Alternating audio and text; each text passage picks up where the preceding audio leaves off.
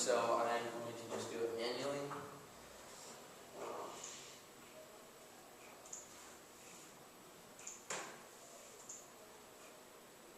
Is there volume somewhere?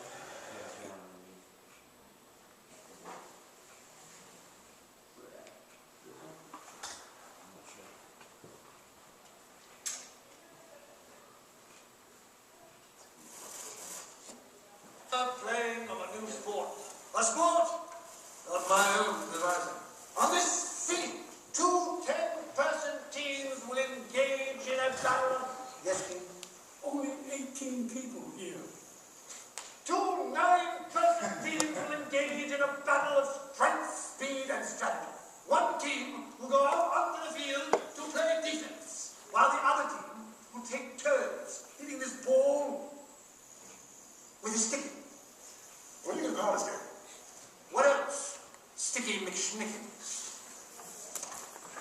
Now your goal, ball thrower, is to get the ball past me 2 times without my hitting. Fire when ready. I didn't know you were going to toss it quite so hard, ball thrower. All right? Okay, that's 2 past you. So you're done, right? No, I said 3 times. No, you said 2. I said 3. 3 strikes and I'm out. I know what I said, shortstop. That's your new name. Shortstop, that's right. Now, whatever, shortstop. Shortstop. Yes. Strike 3, out. No, the ball was too low. In order for it to count as a strike, it has to pass through the strike zone. Strike zone. That's right. You know, if you don't get the ball past me, between my knees and my titties, it's not a strike, it's a non-strike. And you throw me 4 non-strikes, I can express take it to first base without my even hitting it. All right, are we ready? That also gets me to first base as well.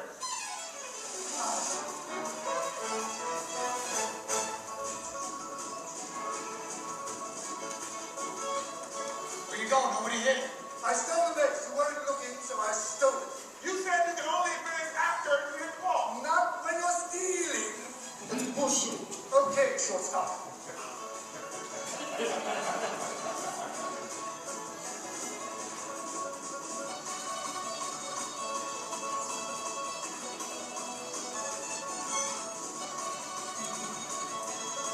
He's moving. Hey.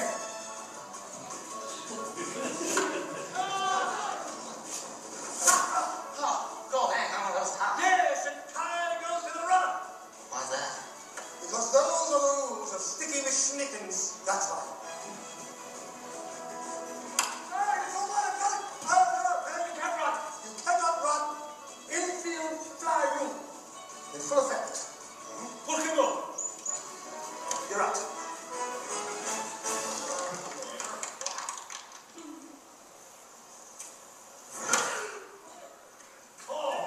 Oh, I'm not getting that. You can just run all the way home. A home runner. I need a cold drink. Let's take a 5-minute stretch and then start the second half. Mr. Duck. Alright, so you can take from that what you want. Obviously that's not how it started, but you can actually take some points from that video, and a lot of those ideas in that video actually are pretty true. So it started from the game of cricket and the yard game rounders. And rounders, I'm sure you guys know or are familiar with the game of cricket. You hit it off a bounce instead of like just a pitch. So there's a lot of different rules, and the base in cricket is just back and forth. And same with rounders. It's called rounders because you round around these 2 sticks instead of bases, and you have to get to like the points and stuff, obviously, before the ball gets there.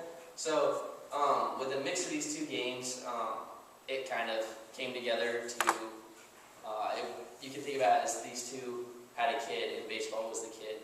Just had a little bit of both ideas. So a lot of stories and a lot of places online and stuff you'll see have Alexander Cartwright as the guy, and then they'll also have another story of this one dude who, I don't remember his name because it wasn't important, sources that he invented the game of baseball and it was just like set in stone, he invented it and all the rules were there, which is not true. So the actual story is Alexander Cartwright. He's a volunteer firefighter and he was familiar with the game of rounders and stuff, and he would play it with all of his friends and stuff. But he had an idea, let's try and invent something new. So him and a few of his volunteer firefighter friends, whenever they would be waiting or whatever, they would just play this game. And they adopted new rules, and like it was a big group of them, so it wasn't like an official committee, but it was a big group of them, so they had more opinions of what they thought would be right.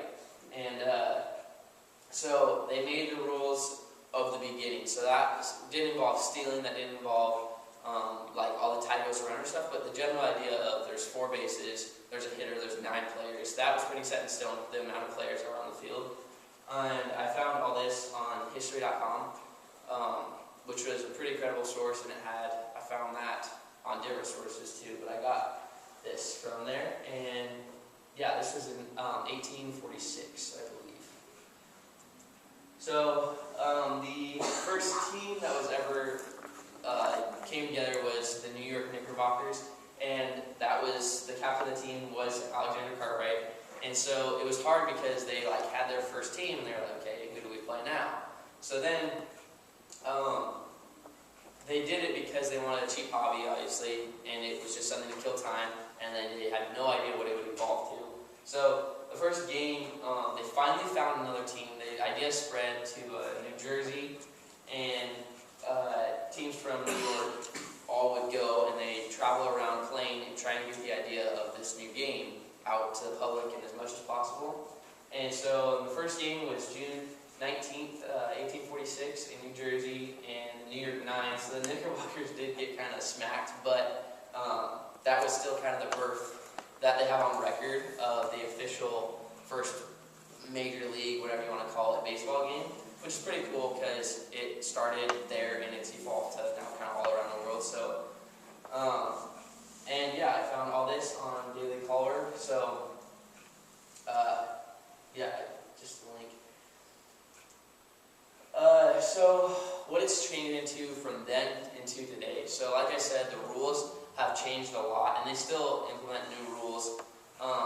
But like I said before, how you can kind of take ideas from the video we watched. So in that video, you kind of see him, oh, well, whenever it's convenient or whenever it works better, I'm going to change the rule. Well, that's kind of what they did. When it started getting older, the game started getting newer, they would like see a problem and say, okay, what rule can we do? And instead of one guy doing it, obviously it was a big group of guys, big committee, and they would finally get together and say, okay, we need to change this and this. So that's what it's kind of changed into today. But Alexander Cartwright is kind of the founder, which is pretty cool because he's recognized for that. And so another big thing is there was actually no salary because it was a hobby, and it was like a city league type of deal. And now, so it evolved, like, I looked at 4 years after they first started playing games. After that first game, they decided to actually make something out of it. So 24,000, so it was $2,000 a month, which was not a ton at the time, I guess, but it was enough, I'm assuming. So they would get this, and now I looked at the average salary for now players, and it was $4 million. So that's kind of you off too, which is pretty crazy. I know Clayton Kershaw just signed a contract for $35 million a year, which is nasty, but whatever, that's on them. So now there's 1,200 players, approximately. It's hard to tell because rosters change so much, so you can't find the exact number, but approximately 1,200 players. And in the MLB, and back then there was maybe 60, because each team wouldn't have more than they needed. They would just have a new team. So, yeah, there's a lot of different changes, including the viewers. So there's 490 million viewers estimated that watch.